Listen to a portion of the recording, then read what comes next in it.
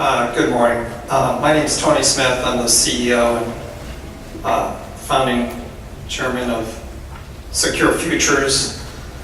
I've also been tagged with the name of Chief Rabble-Rouser for some reason because of our long involvement in trying to shape solar policy in Virginia to reduce the barriers to solar, particularly solar behind the customer's meter.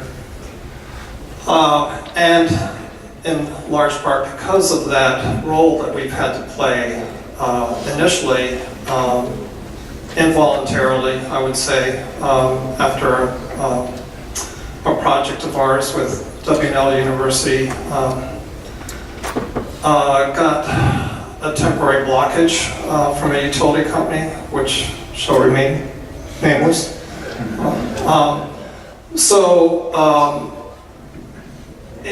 We discovered as a business that we had to be as much involved not only in the technology and the economics of solar, but also the policy environment. And because of that, and because of our leadership role, which was actually required in order for our business to survive, we qualified as the first solar company in Virginia as a B Corp certified company, which means that effectively we're pursuing the triple bottom line. And I think there's another slide. Let's see, how do we do this? Which button do I push? Okay, thank you. So we were certified as a B Corp through a pretty rigorous auditing process. The triple bottom line, of course, being economic, environmental, and social. And unbeknownst to us, this year, we were honored as one of the top 10% in the environmental category globally. So here we are, a little company in Stanton that started with 1 employee in 2012, and now we're up to 13, and now we're a global company. How do you like that? So our commitment as a company is to not only serve our customers, but our communities, and to work with a variety of stakeholders to influence policy to reduce the barriers to solar. That's very simple. The flip side of that is to advance renewable energy, but first we have to reduce the barriers. The barriers that enable us to simply achieve the economic and technical values of solar, which if that's all we had to do, that would be a traditional business like, selling air conditioners. But here we're trying to sell renewable energy on a customer site where they pay for the power and not the panels. And that business model is a tough model for Virginia. In fact, it was deemed illegal until 2013 when, together with Dominion, we negotiated the first pilot purchase program in Dominion territory. So the value proposition from the customer side is pretty attractive. No capital down, no maintenance cost, no performance risk, a lot of branding value, hedging your energy costs, a path to ownership, and, oh, by the way, a lower cost of electricity than you're paying to the grid. So we're often met with the question, is that real? And actually, it is, not only in Virginia, but through probably about 20 states in the country where PPAs are now legal. It all, of course, started in 2002 in California with Wells Fargo and SunEdison. And PPA, solar power purchase agreements, are the single largest factor in the transformation of solar. Well, one of the two largest factors, the one that Ken mentioned this morning earlier, was net metering. So between net metering and power purchase agreements, those are have been the two biggest drivers for solar development in this country. And the reason Virginia is lagging has nothing to do with economics, nothing to do with consumer demand for it, nothing to do with the amount of solar irradiance. It all has to do with policy. And Virginia is trying to play a fast game of catch-up, but we're still a heavily balkanized state as far as policy. So you can do solar PPAs in Dominion territory, and to a very limited extent in APCO territory if you're a private university. Good luck with that. So at this point, I don't believe there is a single PPA in APCO territory. And with the co-ops and the munis, good luck trying to get a PPA. So power purchase agreement is a tremendous value proposition for the customer, but it's only available in a limited basis in Dominion territory. That's what I mean by a balkanized state, and that's why we're not seeing more solar in Virginia.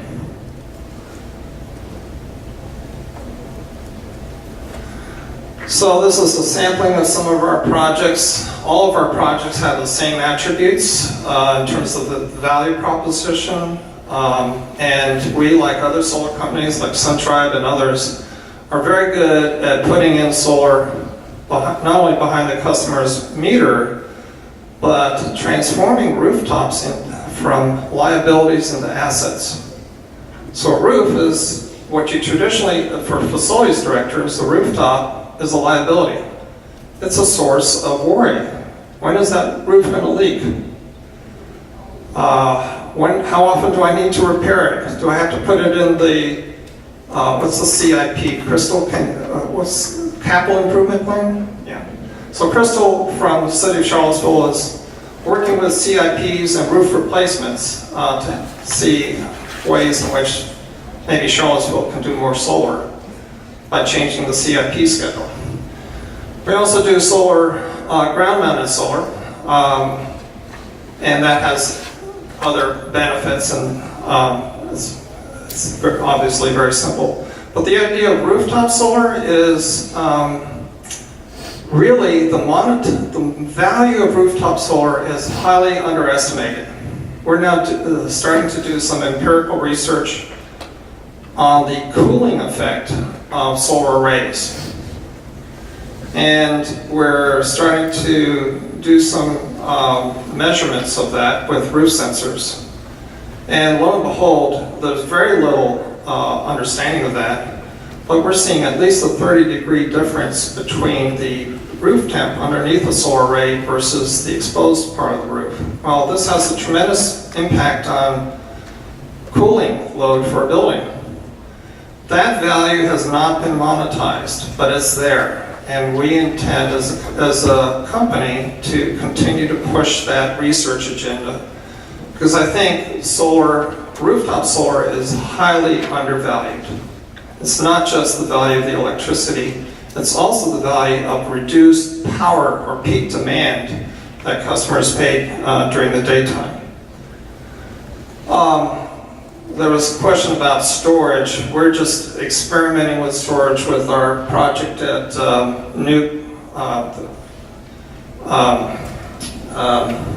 the Crillion New River Valley Medical Center. We have a small storage unit. We're also experimenting with solar sheep as a way to maintain the vegetation so that we don't have to use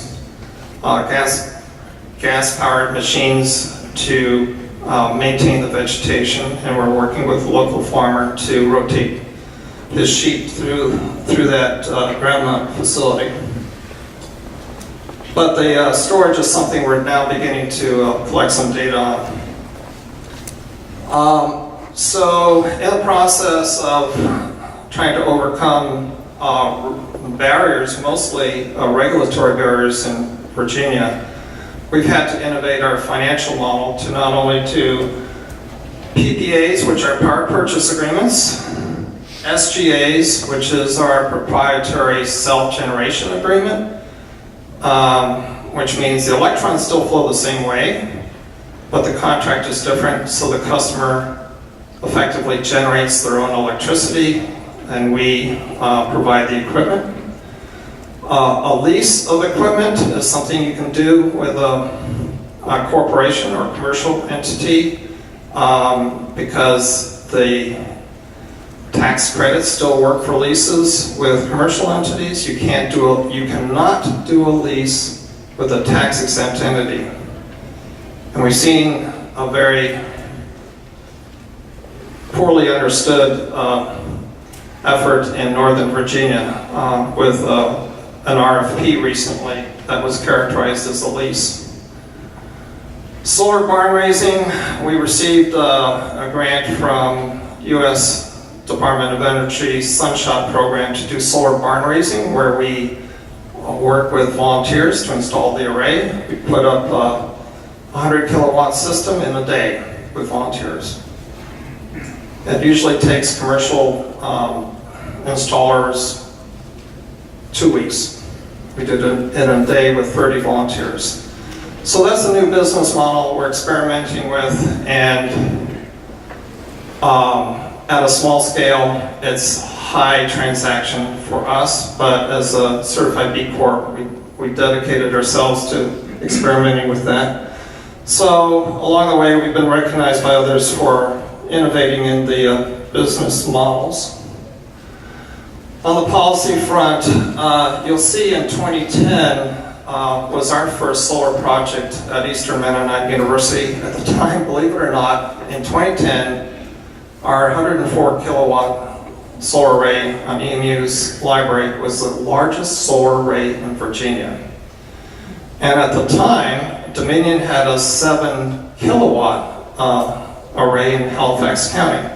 So how times have changed, it's kind of flipped over. So now the utilities are going big scale into solar, and we salute Dominion for that, and I think it's a good thing for the utilities to pursue utility scale solar and to do it gently on the land. But as you can see, since 2010, we've had to push back some of the barriers, including establishing the solar power purchase agreement with Dominion. That was a negotiated process with a positive result. We have in 2014 we helped sponsor legislation that got passed that exempted rooftop solar from machinery and tools tax, which essentially made solar possible throughout the state. So not only did we benefit, but the entire industry benefited. In 2015, we sponsored legislation so that Ken's agency would be recognized as the state agency responsible for solar. And Ken is probably cursing me to this day for that. It's not been too bad. Now we just need to give you more funds so that you're more than a one-armed bandit on this. 2016, we enacted legislation again to provide some degree of trade secret protection for solar service agreements, really to further the industry, not so much while still maintaining the transparency of the economics of deals. So on and so forth. And so the next, what's next as far as, well, here's what we're seeing. The PPA pilot program in Dominion, you can see in 2016, there was a little over a megawatt of solar projects under PPAs. By the beginning of 2017, there was 2 megawatts, and actually the beginning of 2018, it was at 2 megawatts. Didn't change much. This year, we are looking at this year has been a huge, from our perspective, a momentum shift. Already, there's 7.5 megawatts in the 9 months of this year. If you do a projection, and we're seeing it in our pipeline, we're seeing easily, just for our company, 20 megawatts. And I know Devon Sun Tribe is looking at 20 megawatts. Well, 20 plus 20 plus 7 gets us to 47 megawatts. And the Dominion pilot program is capped at 50. So what happens when we go get over 35 megawatts? It's what I call the zone of uncertainty, where people who are making resource decisions like engineering, legal costs, all the development costs of a project are saying, gee, we know it's about a 12 to 18 month development cycle for a large solar project. Do I really want to invest in those resources now, knowing that we may hit the cap, may not be able to go forward? So I think what's coming upon us very soon is probably by this time next year, we'll hit that zone of uncertainty. What we'll also hit is the end of the 30% investment tax credit, because starting in January 2020, it drops down to 26%. So I posted, our company posted a blog last week about solar PPAs, describing it as the Uber of solar, riding into the Virginia sunset. And that's our perspective on it. So what we see is kind of urgent next policy priorities for the state. I mean, from our limited perspective, is that we need to work with the utilities and our legislators to address this zone of uncertainty, this cliff that we're heading into at the end of 2019, 2020. At least have the conversation about it, because the current cap at 50 megawatts is going to very poorly serve all those public school districts, counties, commercial entities, hospitals that all want renewable energy on their campuses. It's going to be tough. So I leave to our discussion today as to other things that should be addressed, including net metering and other things. Thank you. Oh, let me just, oops, what did I do there? There's some questions or clarifications? If not, we'll move to Damien. Yes? I have one. When you talked about tax credits, how does that come into play? Because when does it start, when does it end, and when does it begin for localities that we can read this? Or is it like a football player?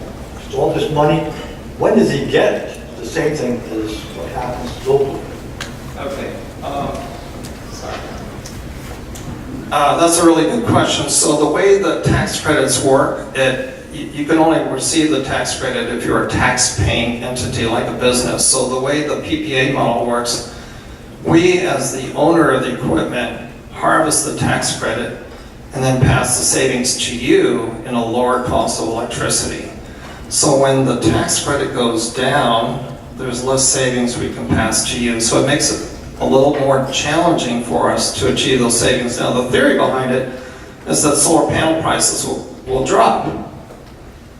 But that theory is being upset now with these tariffs. So in fact, we may see solar equipment prices go up, and we're already hearing from manufacturers about a 25% increase for inverters.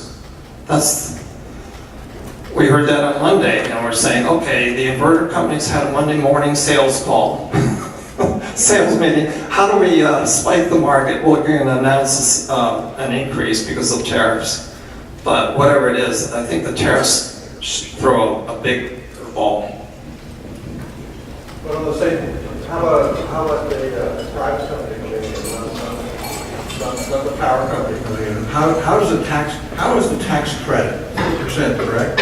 How does a tax credit exist in terms of wealth that one can, if one's not an owner of the property, if one's a county board of supervisors chair, we're going to vote for somebody to earn a lot of money, and we might glean some tax benefit from it, some very, very minimal. I'm all for Right. 100% for it. But I'm worried about a $100 million project having a $30 million value to someone in the form of a tax credit. And I don't know where that tax credit, where it exists and how can that be traded on the market by the people who are making the project happen. Not the landowner, not the county, just this advantage that one has of $30 million bucks, if I vote yes. Sure, and so it's not just the tax credit, but there's also the bonus depreciation, which gives you 100% depreciation on the project. So effectively,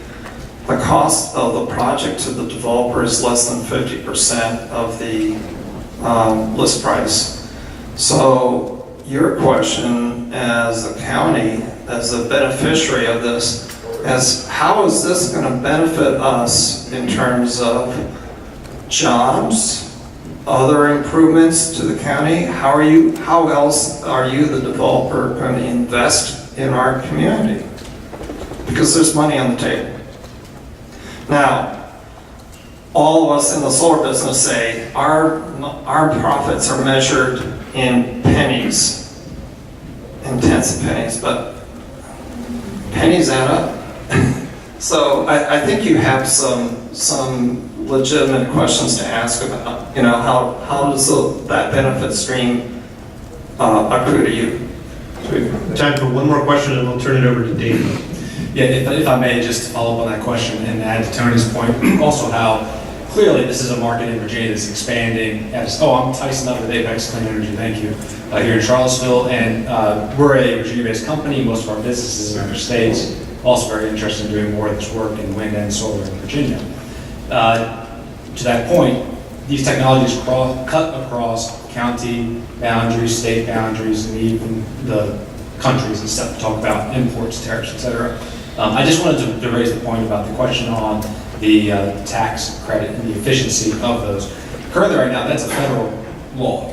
And so it really has to do with which entities are out there that can actually have appetite for $30 million, to use your example, tax credit. There's not a lot of them. And so there are active discussions at the federal level about how to make that more transferable, make it more able to be monetized in different, more efficient ways that could benefit Virginia corporations, could benefit Virginia utilities and others. So there is a dialogue happening at the federal level that has impacts in Virginia, and just encourage everyone to also engage there from a state delegation perspective.